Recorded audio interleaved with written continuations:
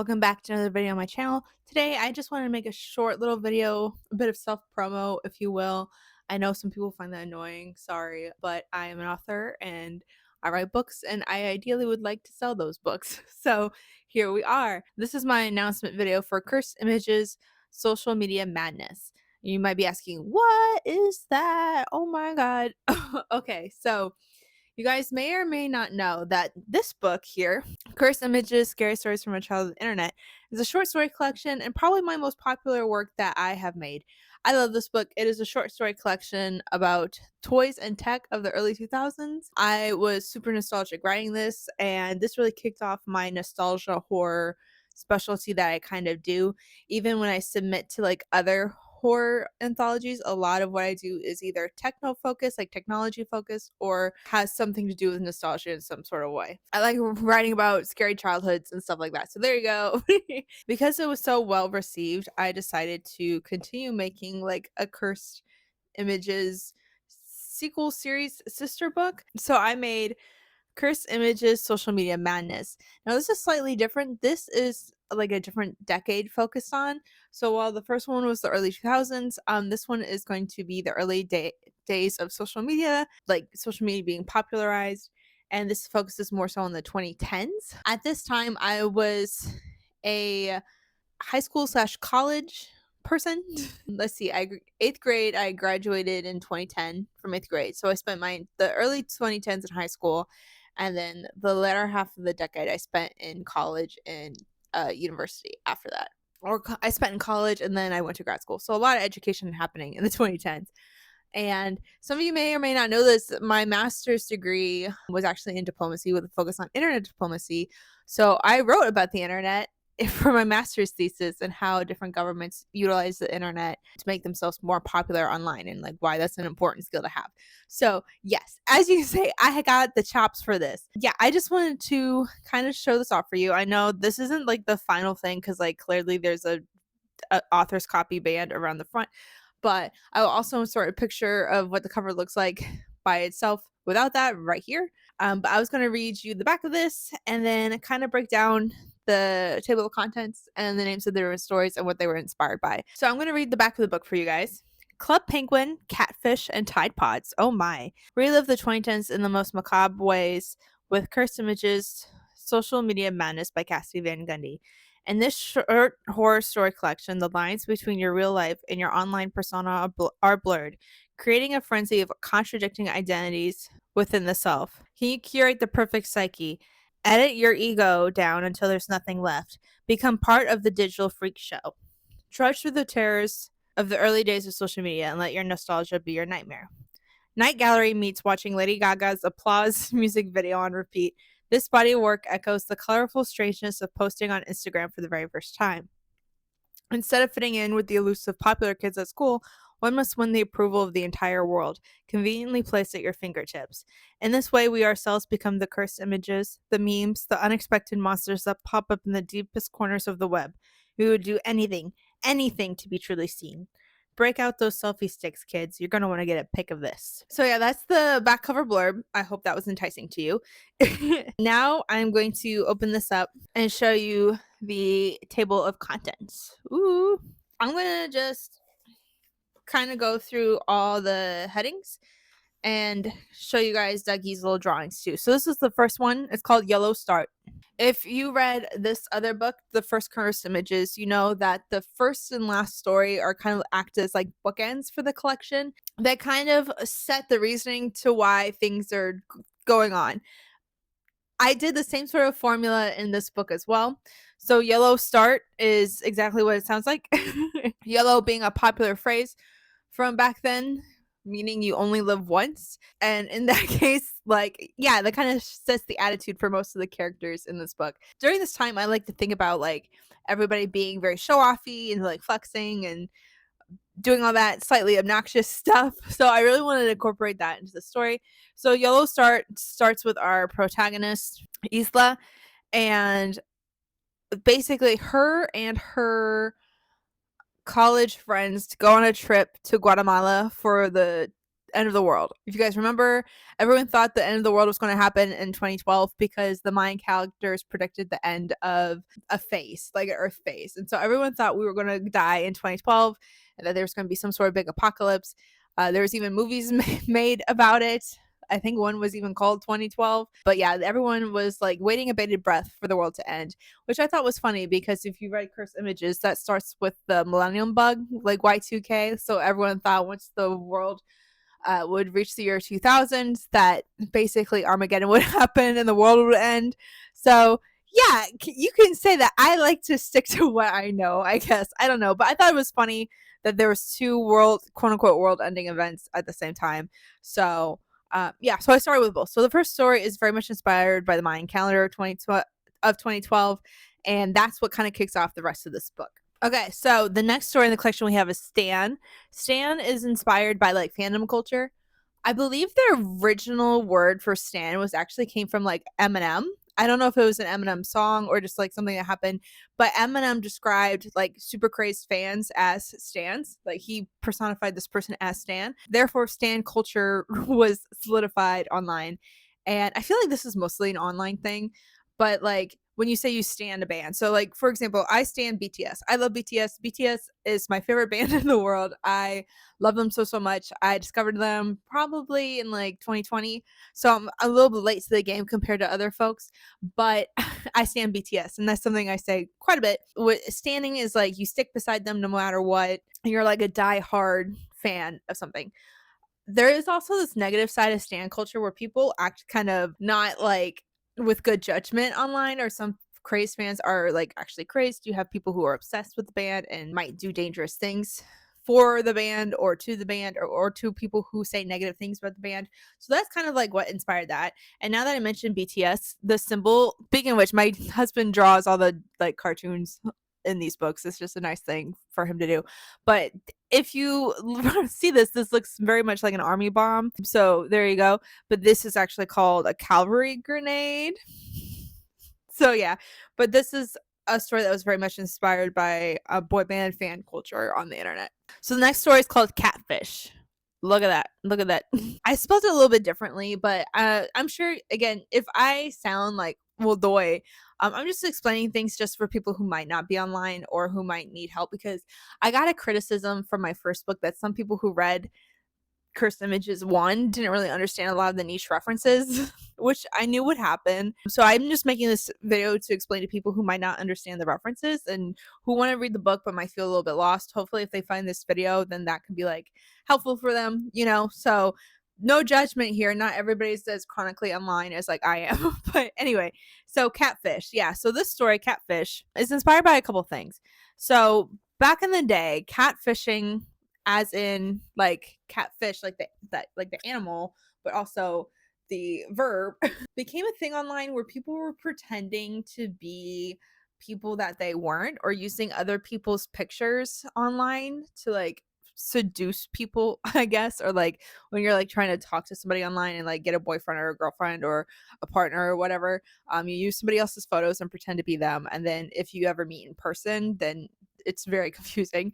Naturally, there's like a whole reality TV show about this on MTV called Catfish, where these people would help whoever like submitted to the show. It'd be a person and they'd be like, oh, I'm in love with this person, I'm in love with this person, but we've never met in person before, like we've only met online and we chat online, but like maybe their computer camera never works or their phone camera never works, or they never want to Skype or something like that. So that would indicate that someone is pretending to be somebody that they're not. This was a huge problem. And like I remember specifically this poor guy called Matt Taiteo. I don't know if you guys remember this. I don't know if you follow football, but I'm from South Bend. So Notre Dame football is kind of like unavoidable if you live there. He was a Notre Dame football player who actually got catfished, and it was like a national story for some reason. He fell in love with somebody online and it turned out that they were different than who they were, and then that really like introduced the concept of catfishing to people who aren't like on the internet.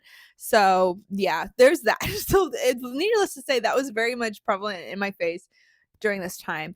Also, I changed the spelling to fish because there's also this concept about like fishing for data on the internet where people want to collect your personal information. I combined the two of that two of those things in this one. And I don't want to again, I don't want to give the stories away. So I'm just kind of giving you the inspirations. So that is the idea behind those two things. Okay, then we have Slay Baby. So Slay Baby is one of Douglas's favorite stories, and I was very much inspired by the show Toddlers and Tiaras. I was obsessed with it. I don't know why. It's very toxic, but I would watch that all the time on TLC. Frankly, like anything that's on TLC is probably low key a little toxic. I don't know why, but I was obsessed with the TLC network when I was in like high school.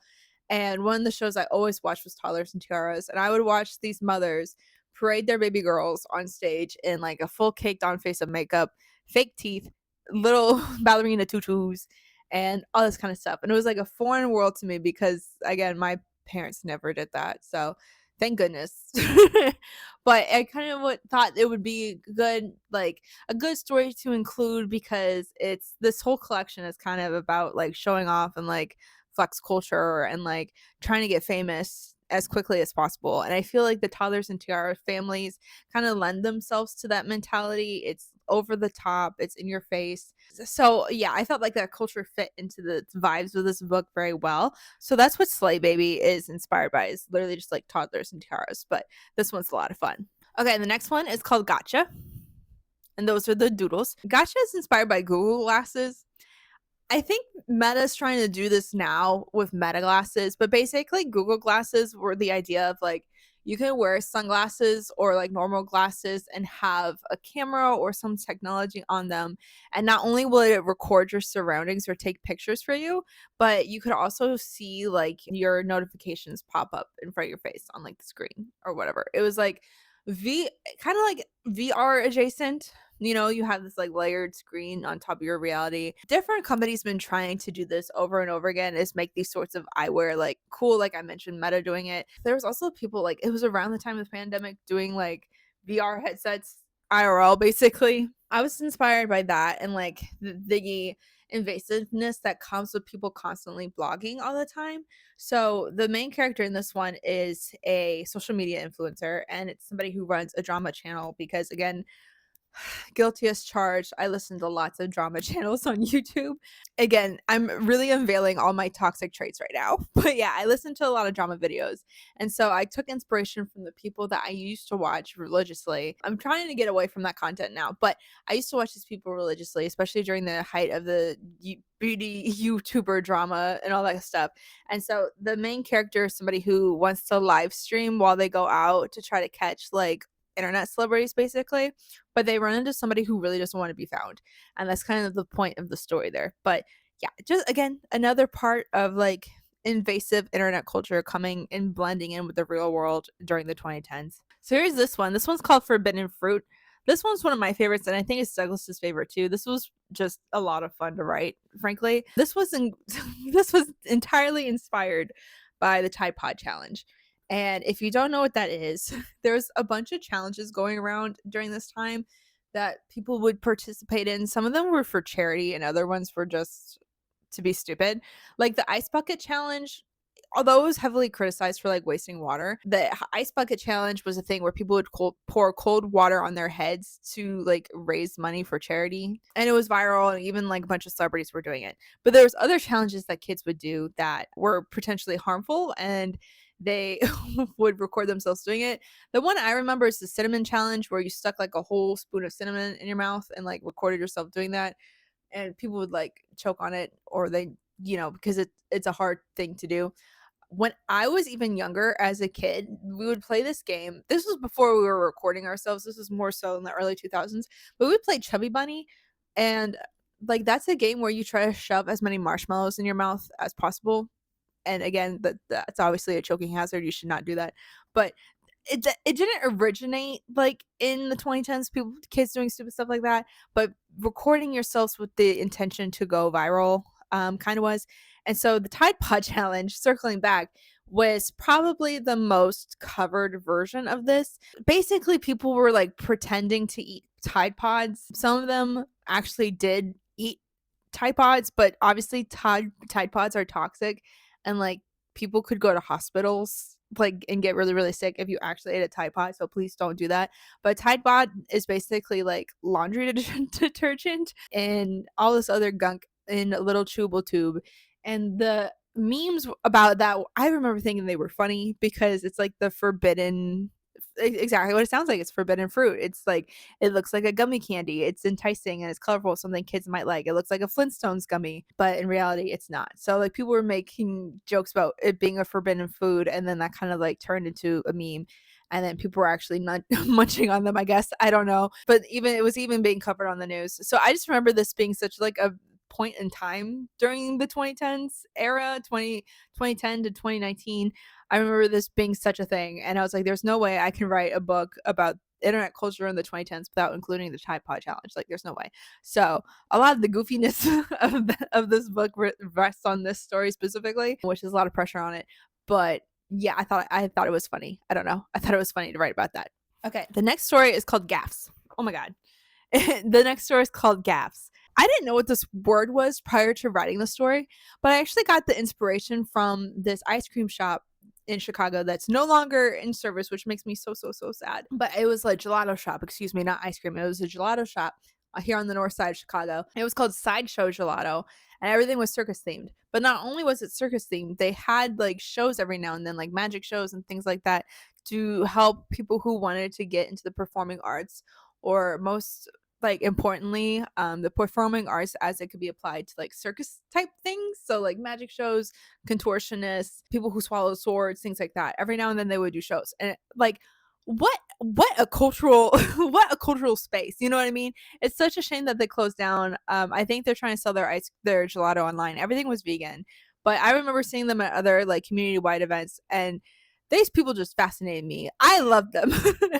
So anyway, circling around the gaps, they had a spare room where they would do movie nights sometimes. And in those movie rooms, they had like little exhibits. And a gaff is like a circus term for those kinds of exhibits where it's like this kind of feels fake, but they're trying to sell it off as real. A lot of the times it involves like things like jackalopes, or like shrunken heads, or like baby mermaid fetuses, like weird stuff like that, where you're kind of like, I don't think this is real, but like maybe like it's those sorts of sideshow attractions. Like that's what a gaff is. So I call the stories gaffs because it's a fusion of that, it's a fusion of that and the clown pandemic, the clown sightings of 2016. I don't know if you guys remember this. I was in college at the time, but there was like this nationwide trend again of people dressing up in like clown costumes and just kind of staring menacingly at people. Sometimes they'd have like a knife or like a prop knife or whatever to try to scare people. But there's just like a shit ton of clowns going around scaring people for no reason. This was kind of like a viral thing. People would make videos about the clown pandemic or the clown epidemic of 2016. And this was like nationwide here in the US. I remember being spooked because there were some clown sightings near my campus, which was in southern Indiana in like the middle of nowhere. And I was like, hell no. So if you don't know me, I have a history of like not being comfortable around clowns. Clowns aren't necessarily my favorite, but I'm fascinated with like circus history and circus culture. And although a lot of circuses were really effed up. Anyway, clown 2016 epidemic. Clearly people are doing potentially dangerous things and filming themselves with the idea of going viral. People are becoming the idea of like people becoming memes and monsters. Like that's what I really wanted to focus on.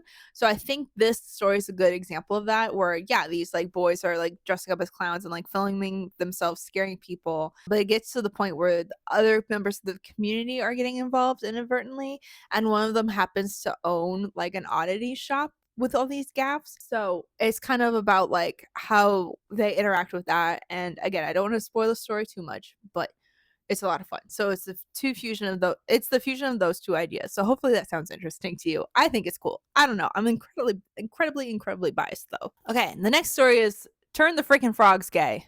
Yeah, I know. Yeah. So basically this is a reference to a meme from Alex Jones.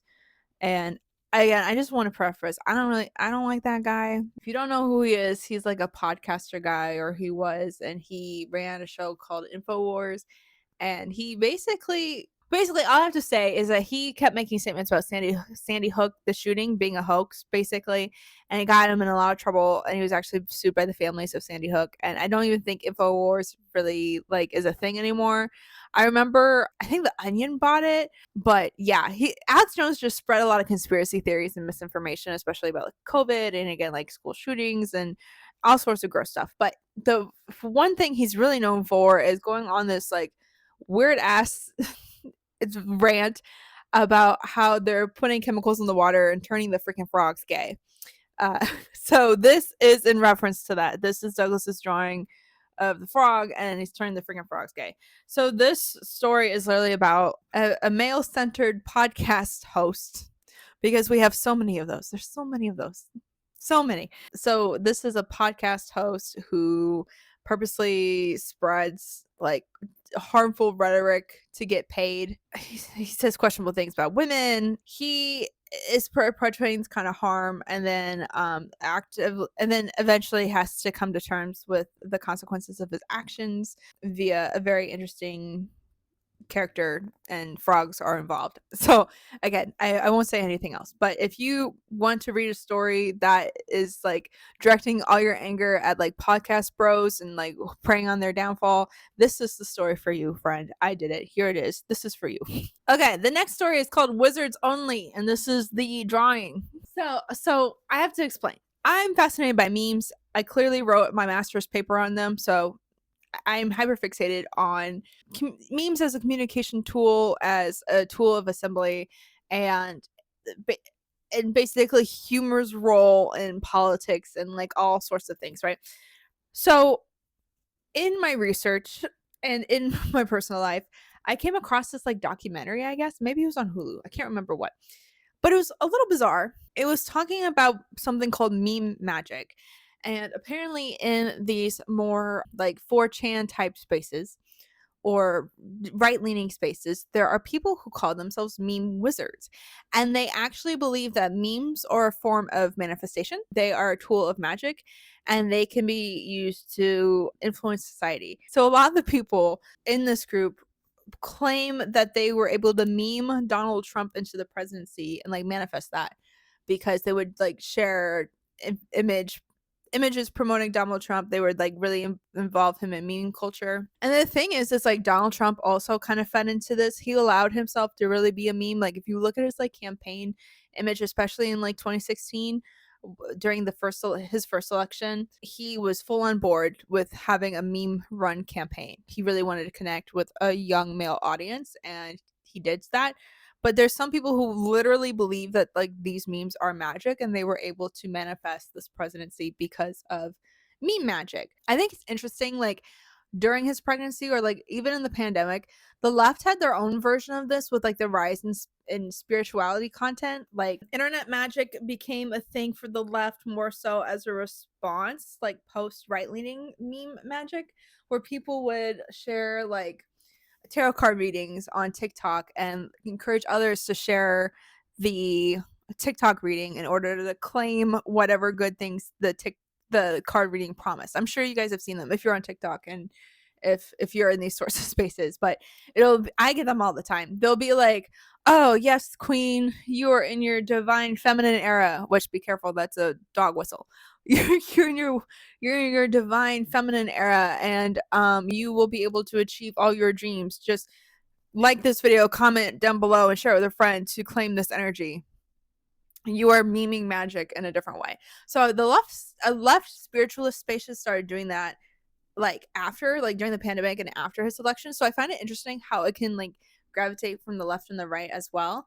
But yeah, then you have all the witches of TikTok trying to utilize meme magic too, which I always thought was different, because if you're in witchy spaces, there's already this like understanding that magic's already inherent. But in these meme magic spaces, it's like, no, there's like something specific about the internet that has this magical quality to it. The magic doesn't necessarily exist outside the internet. The internet can be its own magical place. So again, for someone who is like a bit of an anthropologist, sociologist, person in general, I find this topic fascinating, which is a lot of words to say. I wrote a story about meme magic. It's kind of short, but it's just, I was in a silly, goofy mood and I wanted to write a character driven story. So this is about a person who is a wizard in meme magic and who meets their match in a Tumblr troll, basically. This also references the Reddit Tumblr war. Was it Reddit and Tumblr, or was it 4chan and Tumblr? I think it was Reddit and Tumblr. Fact checking me will fact check. But the war that happened online way back when, so that was also kind of inspired by that. Again, between the people who would typically frequent Tumblr, which would be very leftist people, predominantly women or queer people, and then the kind of that specific niche culture versus the niche culture that would be on places like Reddit or 4chan, which tend to be more right leaning and have those folks on there. And so like a division between the two. Okay, then the next story is called Lippy Sticks. And there's the drawing that Douglas did. I am very excited for this one. So this one will be so niche. Maybe not, but this might be a little bit niche. It's so funny because I was talking to somebody at Slay the Lake about this. And their name was Veronica Vaughn. They were a drag queen that was there. And I was talking to them about my books. And I knew exactly how to hook her. I knew it. I was like, do you remember the lipstick gate, the lipstick drama with Jaclyn Hill and her fuzzy lipsticks? And they were like, oh my God, yes. I said, yeah, this is basically me being heavily inspired by that, like heavily inspired by that. And they're like, no way.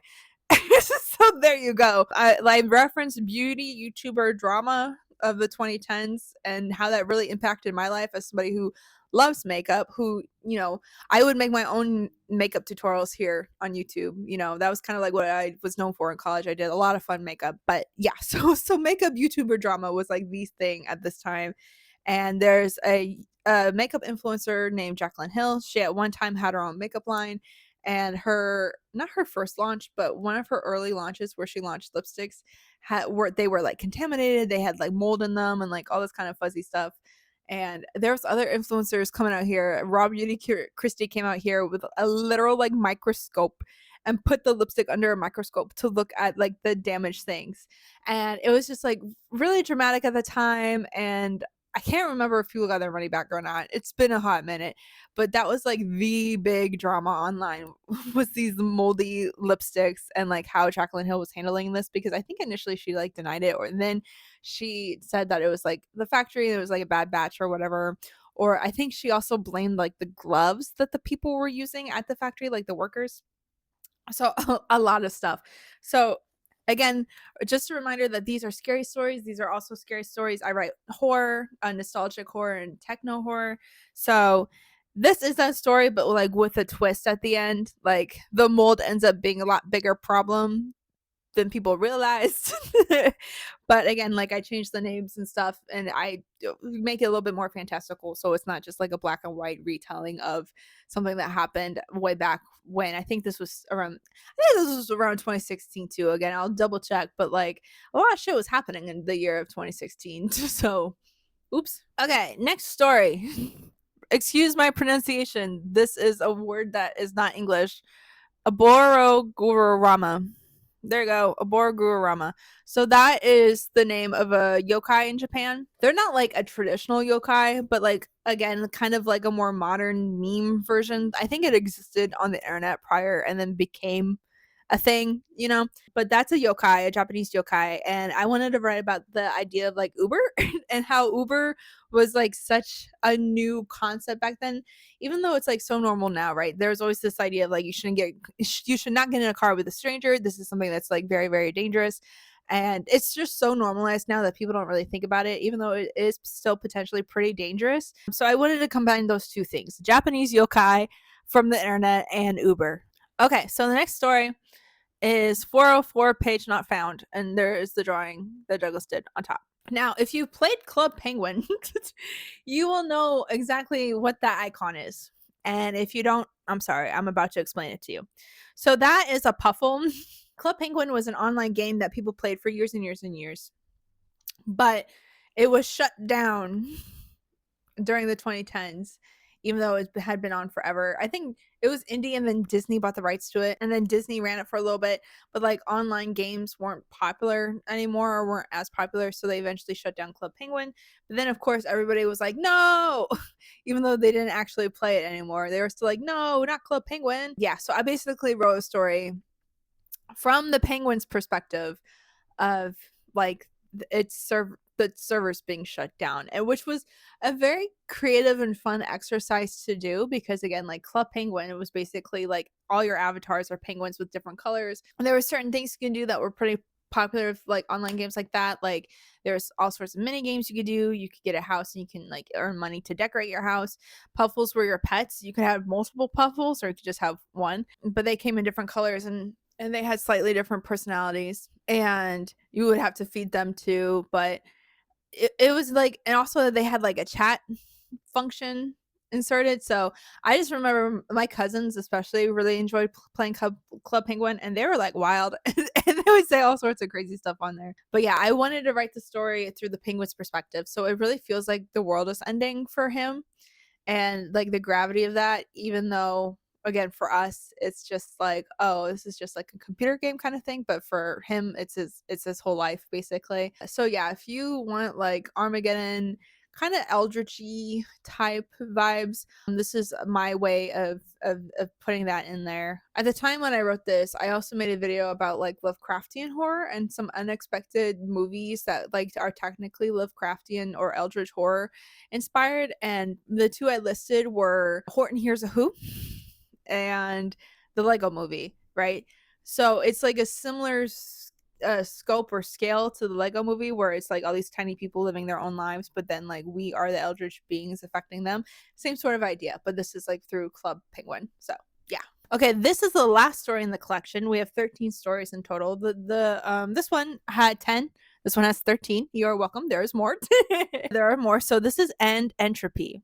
And here's the symbol for that Douglas came up with. This one, again, like I said, is a bookend story. So we see Isla again. In the first book, all the characters introduced in the beginning end up having their own stories throughout. We start off with Bianca, who's a computer programmer during the Y2K thing, and she's trying to explain to her neighbors why they shouldn't freak out over Y2K, and then something happens, and then they inevitably kind of get stuck into the bad place, basically, and they all get their stuff messed up. But each neighbor has their own character. So this is similar for Isla. She goes on this Guatemala trip with the people from her college dorm room or her hall. She's a resident assistant, which I was also a resident assistant in college, so very big personal insert there. But hey, she's an RA, so she's like looking after her hallmates basically, and then this trip happens, and then again something happens, they're sent to a bad place, and all these bad things happen to each individual person on her floor. At the very end of this one, we meet Isla again, and this story, I don't know I don't know how to describe it without giving the big surprise away, so I'm not going to. But basically this is kind of like a story of like self-discovery for Isla. It involves black holes and the idea of entropy. So entropy in like physics is, it can be used in like heat, but it can also be used in like states of order to disorder.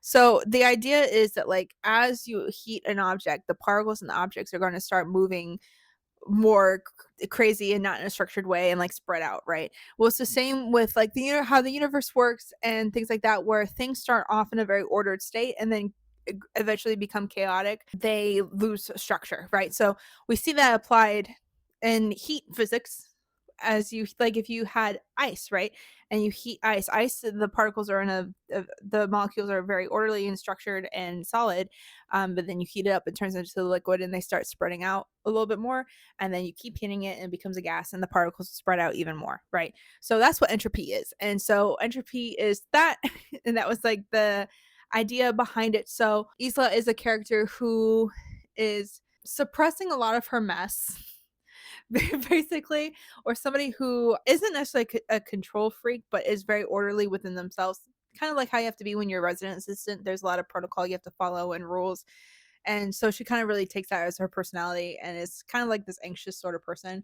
And then in Entropy, in the last story, we see her like break loose and really embrace this chaos of who she truly is. So It's very interesting. It's more meta than the other stories, so I apologize. But I thought this was a fun Easter egg type thing to do. So when you read the story, I hope you still enjoy it. But yeah, these are the two sister books: Cursed Images, Scary Stories from a Child on the Internet, and Cursed Images, Social Media Madness. I hope y'all like this one as much as you like the first one. I have such this big insecurity right now that it's not going to live up to the first one. And I always like feel the need to preemptively apologize, but like I still think it's good, but I'm just so nervous about it's like how it's going to be received. So yeah, because like I feel like people aren't really nostalgic for the 2010s yet because it's still sort of new. Although some people online that I've seen are, and like I kind of am, or at least for some of the goofiness of the 2016s, but not 2016, 2010. Sorry, but yeah. So this book's coming out. It is releasing on May 23rd. You can pre-order it now. It is on Amazon, but it will also be on Barnes& Noble and other places like that.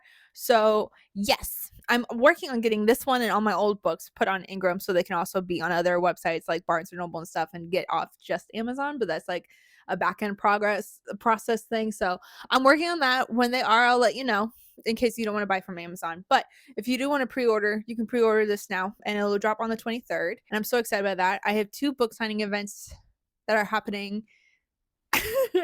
I love giving myself work. So I have 2 book signing events that are happening after the drop. On the 24th, I'll be at October Cafe in Chicago for a book signing from 3 to 5 p.m.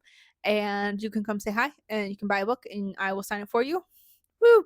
And then the following week, on the June 1st, I will be in my hometown of South Bend, Indiana, at the Cloud Walking Cafe, which is one of my favorite coffee shops in town. It's like amazing. This is one of my favorite places in South Bend. But I will be there, and you can purchase a book from me and sign it Sunday morning if you would like.